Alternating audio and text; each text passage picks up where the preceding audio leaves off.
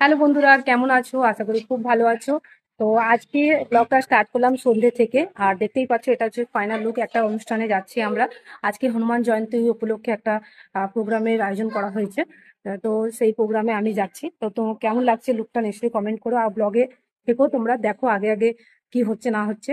এবং সঙ্গে তো হ্যালো বন্ধুরা, ব্লগটা স্টার্ট করে দিয়েছি, দেখতেই পাচ্ছ। আর এটা হনুমান জয়ন্তীর যেদিন ছিল সেদিনকার ব্লগ। এটা আজকে আপলোড করছি।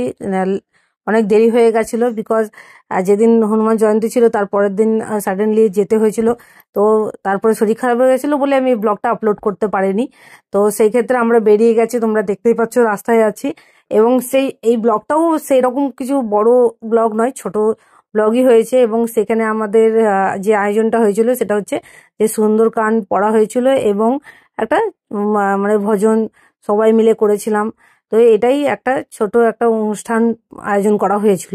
তো দেখতেই পাচ্ছ রাস্তায় খুব জ্যাম ছিল সেদিন।